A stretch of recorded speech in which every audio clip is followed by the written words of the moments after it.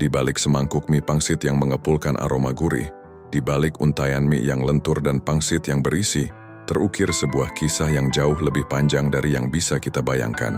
Kisah ini tidak dimulai di warung pinggir jalan yang kita kenal, melainkan dari sebuah perjalanan yang melintasi samudera, menempuh ribuan kilometer, dan merangkum pertemuan dua peradaban besar. Ia adalah sebuah narasi tentang migrasi, perjuangan, adaptasi, dan pada akhirnya, kelahiran sebuah identitas baru. Setiap suapan mie, setiap gigitan pangsit yang renyah atau lembut, adalah sebuah babak dalam buku sejarah yang ditulis oleh tangan-tangan perantau, oleh lidah-lidah yang berinteraksi, dan oleh cita rasa yang terus berevolusi. Hari ini kita akan membuka buku sejarah itu, menelusuri jejak-jejak yang ditinggalkan oleh para leluhur kuliner, dan menguak rahasia di balik hidangan yang menjadi favorit sejuta umat. Ini bukan hanya tentang makanan, ini adalah tentang bagaimana sebuah hidangan sederhana bisa menjadi simbol dari sebuah perpaduan budaya yang luar biasa. Mari kita bayangkan sejenak, Anda duduk di sebuah warung sederhana, mungkin di sudut kota yang ramai. Di hadapan Anda semangkuk mie pangsit yang hangat baru saja disajikan. Matamu menangkap warna-warni yang memikat, kuning cerah, mie yang menggoda, potongan daging ayam kecap yang coklat mengkilap, taburan daun bawang hijau yang segar, dan tentu saja pangsit yang bersembunyi di antara mie. Aroma kaldu yang kaya dan gurih langsung menyeruak memicu selera. Saat Anda menyuapkan mie ke dalam mulut, teksturnya yang kenyal berpadu sempurna dengan renyahnya pangsit goreng, atau lembutnya pangsit rebus, disusul oleh manis gurihnya ayam kecap. Momen ini terasa begitu personal, begitu akrab. Namun pernahkah Anda bertanya, dari mana sebenarnya hidangan ini berasal? Apakah ia murni diciptakan di Indonesia? Atau ia memiliki akar yang lebih dalam dan rumit? Sebagian besar dari kita mungkin menganggapnya sebagai hidangan Tionghoa. Tapi seperti apa cerita lengkapnya? Asal-usul mie pangsit adalah sebuah labirin yang penuh kejutan. Untuk menemukan jawabannya, kita harus memulai dari awal sekali, jauh sebelum gerobak-gerobak mie pangsit ramai di jalanan Nusantara. Sebuah perjalanan panjang yang dimulai dari sebuah wilayah di Tiongkok berabad-abad lalu. Kisah mie pangsit sesungguhnya dimulai dengan kisah tentang wonton. Di Tiongkok kuno, hidangan yang serupa dengan pangsit dikenal dengan nama hundun. Hundun, dalam bahasa Mandarin, yang secara harfiah berarti kekacauan atau kekosongan. Nama ini sangat puitis, mengacu pada bentuknya yang tidak beraturan, seperti alam semesta sebelum tercipta. Legenda kuno menyebutkan bahwa dunia sebelum tercipta adalah sebuah kekosongan yang diatur oleh 3 dewa. Salah satu dari mereka, Hundun, diceritakan memiliki banyak lubang di tubuhnya. Dan setiap kali ia bergerak, ia akan menciptakan kekacauan. Hidangan Hundun pun dinamai demikian untuk mengenang dewa tersebut, atau sebagai simbol dari kekacauan yang akan diisi dengan kelezatan saat disantap. Secara historis, Hundun adalah hidangan yang populer di Tiongkok bagian utara, khususnya pada masa musim dingin. Ia dibuat dengan adonan kulit tipis yang diisi daging cincang dan direbus, menjadi hidangan yang murah dan mengenyangkan bagi para petani dan rakyat jelata. Berbeda dengan jiaozi atau dumpling yang memiliki lipatan rapi dan biasanya dimakan dengan cocolan, Hundun atau wonton cenderung memiliki kulit yang lebih tipis dan bentuk yang tidak beraturan, serta disajikan dalam kuah sup. Seiring berjalannya waktu dan pergeseran budaya, Hundun menyebar ke Tiongkok bagian selatan, terutama di wilayah Guangdong, Kanton. Di sanalah namanya berubah menjadi wonton, yuntun, yang pengucapannya dalam bahasa Kanton terdengar seperti menelan awan. Nama ini menggambarkan visualnya yang puitis. Pangsit dengan kulit tipis yang lembut, mengambang di dalam kuah kaldu, terlihat seperti gumpalan awan putih yang sedang ditelan. Wonton versi selatan ini memiliki beberapa perbedaan signifikan. Kulitnya jauh lebih tipis dan transparan, isiannya lebih sering menggunakan daging udang dan babi, dan kuahnya lebih ringan serta jernih. Versi inilah yang kemudian dibawa oleh para imigran Tionghoa, khususnya dari wilayah selatan seperti Kanton, Fujian, dan Hainan, saat mereka berlayar mencari kehidupan baru di tanah seberang. Mereka membawa bukan hanya harta benda, melainkan juga resep-resep warisan leluhur yang tak ternilai harganya. Pada abad ke-19 dan awal abad ke-20, gelombang migrasi besar-besaran terjadi dari Tiongkok ke Asia Tenggara. Para imigran ini, yang dikenal dengan sebutan Tionghoa Peranakan, meninggalkan kampung halaman mereka untuk mencari penghidupan yang lebih baik. Di dalam koper-koper usang dan ingatan yang melekat kuat, Mereka membawa serta resep-resep warisan kuliner yang menjadi bagian tak terpisahkan dari identitas mereka. Wonton adalah salah satunya. Setibanya di Indonesia, mereka dihadapkan pada tantangan besar. Bahan-bahan yang biasa mereka gunakan di Tiongkok tidak selalu tersedia. Daging udang yang melimpah di pesisir Tiongkok kini harus bersaing dengan ikan lokal. Daging babi yang umum bagi mereka tidak selalu cocok untuk masyarakat lokal yang mayoritas Muslim. Disinilah proses adaptasi dimulai. Wonton yang mereka buat mulai mengalami perubahan.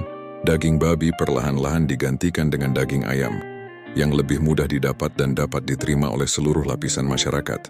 Kuah kaldu yang semula dibuat dari tulang babi dan udang, kini mulai dicampur dengan kaldu tulang ayam yang lebih familiar di lidah masyarakat pribumi. Namun adaptasi yang paling signifikan adalah perpaduan wonton dengan mie. Di Tiongkok, wonton dan mie adalah hidangan yang seringkali disajikan secara terpisah, atau jika disajikan bersama, mie hanya menjadi pendamping ringan. Namun di Indonesia, untuk menciptakan hidangan yang lebih mengenyangkan, lebih efisien, dan lebih menarik bagi selera lokal, para pedagang mulai menggabungkan keduanya menjadi satu kesatuan yang tak terpisahkan, mie wonton atau mie pangsit. Inilah momen krusial yang menjadi titik balik, di mana wonton kuno bertransformasi menjadi mie pangsit yang kita kenal dan cintai saat ini. Para imigran Tionghoa yang telah menempuh perjalanan jauh dan memulai hidup baru di tanah asing, menyadari satu hal. Untuk bertahan, mereka tidak hanya harus bekerja keras tetapi juga harus beradaptasi.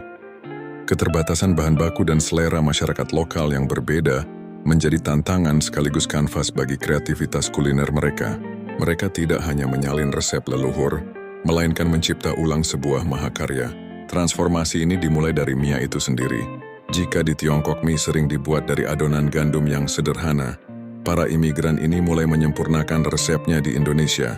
Mereka menemukan bahwa menambahkan telur ke dalam adonan tidak hanya memberikan warna kuning yang lebih menarik secara visual, tetapi juga menghasilkan tekstur mie yang jauh lebih kenyal, elastis, dan tidak mudah hancur saat direbus. Proses pembuatannya pun masih sangat tradisional. Dengan tangan-tangan yang cekatan menguleni adonan, menggilingnya hingga tipis, dan memotongnya menjadi untayan-untayan yang seragam. Setiap untai mie adalah simbol dari ketekunan dan kerja keras, yang menjadi landasan utama bagi hidangan ini. Namun adaptasi yang paling revolusioner terjadi pada pangsit. Di Tiongkok, pangsit pada umumnya disajikan dengan direbus di dalam kuah sup. Namun di Indonesia, para imigran menyadari betapa masyarakat lokal sangat menyukai makanan yang digoreng. Mereka melihat peluang ini sebagai cara untuk membuat hidangan mereka lebih menarik dan berbeda. Lahirlah sebuah inovasi kuliner yang sepenuhnya orisinal dan ikonik di Indonesia, pangsit goreng. Pangsit yang diisi daging cincang dilipat rapi, lalu digoreng hingga kulitnya menjadi renyah keemasan, menciptakan sensasi kontras tekstur yang sempurna. Saat pangsit renyah ini digigit, suara kriuknya berpadu dengan pangsit rebus yang lembut dan mie yang kenyal. Sebuah harmoni tekstur yang tak pernah ada dalam hidangan aslinya. Pangsit goreng bukan hanya sekadar pendamping. Ia adalah penemuan yang menandai kelahiran identitas baru bagi mie pangsit. Selain itu, bumbu dan topping pun mengalami evolusi yang signifikan. Daging ayam yang direbus atau dikukus kemudian dicincang dan dimasak dengan kecap manis serta bumbu-bumbu lokal seperti bawang putih, merica, dan terkadang ebi menjadi topping ayam kecap yang kaya rasa. Penggunaan kecap manis adalah adaptasi yang paling menonjol, memberikan rasa manis, gurih, dan legit yang menjadi ciri khas mie pangsit Indonesia, sangat berbeda dari topping daging babi asin dan gurih pada wonton Tiongkok. Topping ini tidak hanya memberikan protein, tetapi juga cita rasa yang dalam dan hangat, seolah memberikan sentuhan pelukan di setiap suapan. Kuah kaldu pun diperkaya.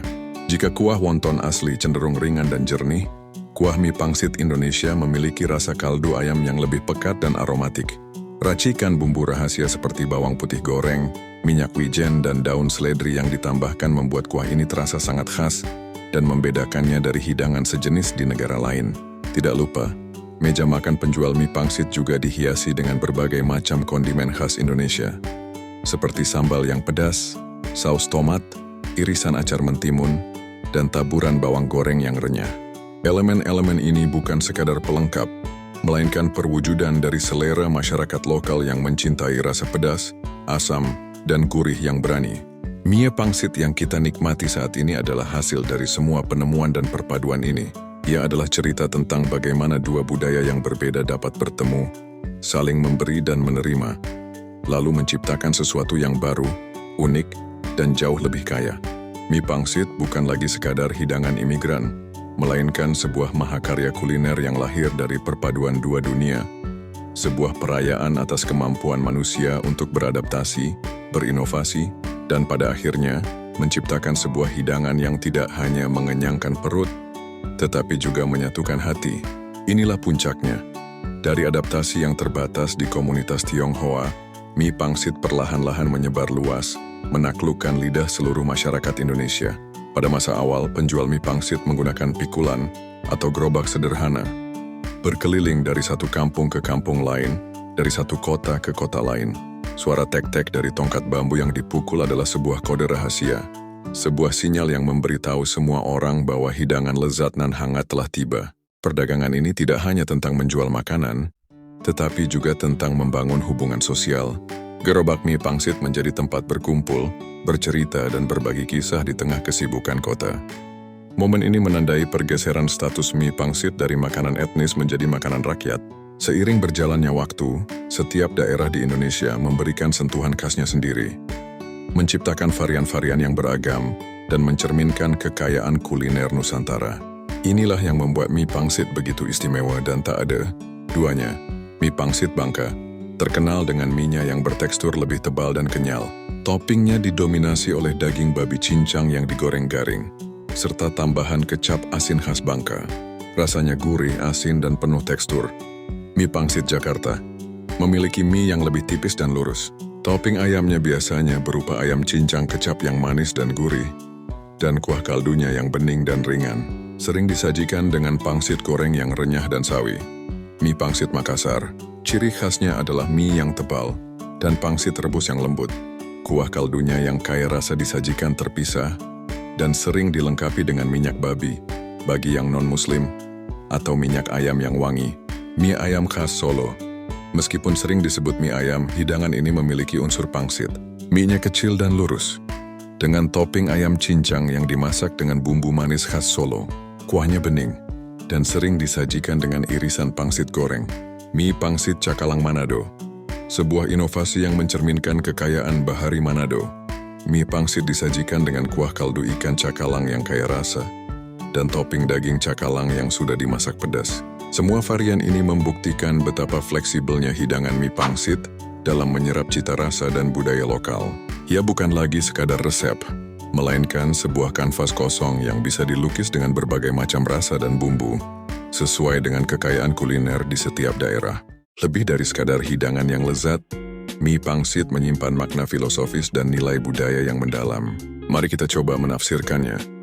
Mie yang beruntai panjang melambangkan harapan akan umur panjang dan rezeki yang tak terputus. Ini adalah keyakinan yang diwariskan dari tradisi Tionghoa. Pangsit dengan isian yang tersembunyi di dalam kulitnya melambangkan kekayaan atau keberuntungan yang tersembunyi. Saat kita menyantapnya, kita seolah menemukan kejutan yang menyenangkan. Sebuah harta karun kecil di dalam mangkuk. Perpaduan mie dan pangsit adalah simbol dari kesatuan yang tak terpisahkan. Dari bagaimana dua elemen yang berbeda dapat bersatu dan menciptakan harmoni. Secara sosial, mie pangsit adalah hidangan yang demokratis. Ia tidak mengenal kasta atau status sosial. Di warung sederhana, seorang pekerja harian bisa duduk berdampingan dengan seorang eksekutif perusahaan, sama-sama menikmati kehangatan dan kelezatan dari semangkuk mie pangsit. Ia adalah komunis kuliner, hidangan yang menyatukan semua orang di satu meja. Mie pangsit adalah bukti nyata dari keberhasilan akulturasi di Indonesia. Ia adalah cerita tentang bagaimana dua budaya yang berbeda bisa bertemu, saling memberi dan menerima, lalu menghasilkan sesuatu yang baru, unik, dan lebih baik. Ia adalah simbol dari Bhinneka Tunggal Ika yang tercermin di dalam sebuah mangkuk, sebuah hidangan yang mengajarkan kita tentang toleransi, adaptasi, dan persatuan. Jadi, lain kali saat Anda menikmati semangkuk mie pangsit, ingatlah bahwa Anda tidak hanya menyantap sebuah hidangan, Anda sedang menyantap sebuah monumen sejarah, sebuah kisah perjalanan yang epik, sebuah perpaduan peradaban, dan sebuah simbol kebersamaan. Anda sedang menyantap sebuah narasi panjang yang dimulai di daratan Tiongkok kuno dan berakhir di meja makan Anda, menghangatkan perut dan hati. Ini adalah sebuah kisah yang terus diceritakan dan ditulis ulang oleh setiap penjual dan penikmatnya. Mie pangsit adalah warisan yang hidup, yang terus berevolusi seiring dengan berjalannya waktu. Masih banyak lagi rahasia kuliner Indonesia yang menunggu untuk kita ungkap. Di balik setiap hidangan legendaris, tersembunyi kisah-kisah yang tak kalah menarik dan mendalam. Tertarik untuk menelusuri kisah di balik hidangan legendaris lainnya? Subscribe Pustaka Rasa sekarang dan temukan cerita rasa yang lebih mendalam dari setiap masakan Nusantara.